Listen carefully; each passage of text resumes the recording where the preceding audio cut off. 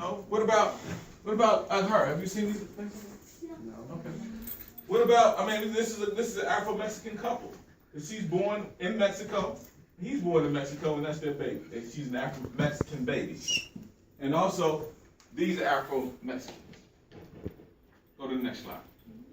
So during the early 1940s, because Carter G. Woodson said that I think we should put things in books in 1927. He wanted an Afro-American history, a Negro History Week. In 1940s, archaeologists, anybody know what archaeologists is? Yeah. Okay. What does an archaeologist do? I know.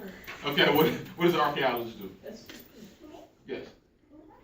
Okay, good. So archaeologists digs through history and uncovers things under the earth and finds out new information. So in the early 1940s, archaeologists uncovered a civilization known as the Olmecs of 1200 BC, meaning before Christ, before Jesus was born, 1200 years, they found an ancient civilization which predated any other advanced civilization in the Americas.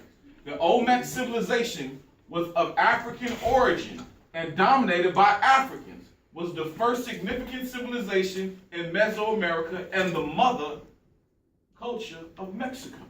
Who knew that?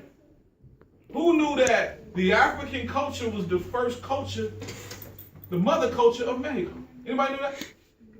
You knew that? Good, good. So if you look at some of these, this stone is from about 1200 BC. You see the wide nose and the big lips and the big head. It's called an Olmec head. So the Olmecs came before the Aztecs, they came before the Incas, they came before the Mayans. And this is a Afro-Mexican right here. Go to the next one. Okay, so 1200 years before Christ, the Africans came to Mexico and started to establish culture and civilization there. And then in 1311, does anybody heard about Christopher Columbus? Raise your hand, you heard about Christopher Columbus? Okay. Does anybody know when Christopher Columbus sailed and came to the Americas? What year? That pretty much it was. 1492. They said that Christopher Columbus discovered the Americas, right? They said it, right? That's what he says in the books, right? That's in the book. The Afro-Mexican part is not in the book, but Christopher Columbus is. Now, we're going to go to 311. Now, we said 1492, right? What comes before? 311 or 1492? 311.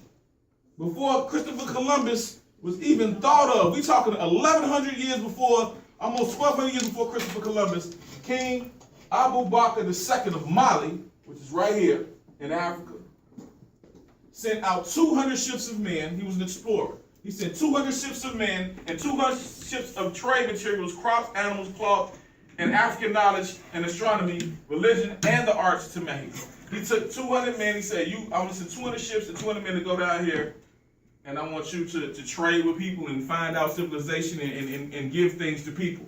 In 311, he was one of the richest kings in the entire world. This is King Abu Bakr II of Mali, the kingdom of Mali. Next. So now that you know a little bit about the Afro-Mexican influence in the Americans, why didn't anyone tell you this before? Anybody got a reason? Why didn't anybody tell you this before? Yes, ma'am. Probably people are ashamed of other people coming to our country, and they didn't want other Mexicans to know that Africans are living in Mexico. Great point. Because some people are probably like, no, this is just one area for Mexicans, and that area is just for Africans, and we need to split up and not be united. Right, so they wanted to separate. They wanted you to separate so you wouldn't understand that your Mexican history and African history is together, right? Yes, ma'am. I just feel like people just didn't want to tell. She has a point, but I just feel like they just didn't want to tell for the fact of, their history, and just because some people just doesn't know their self.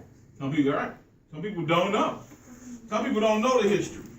Because we have a lot of students here of African descent and Mexican descent, and nobody really knew anything about this, did they? You didn't know that Africans and Mexicans are interrelated. The history of Africa and Mexico is interrelated.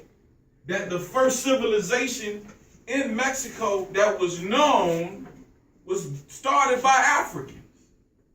So that means that African American history is part of Mexican history, right? That means Mexican history is part of African American history, right? Right? Yes. All right.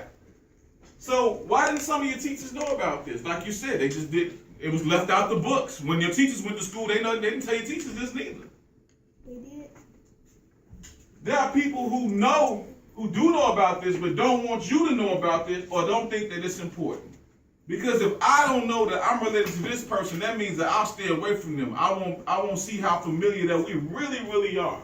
I won't know how great that we are and work together. Together. We're great together.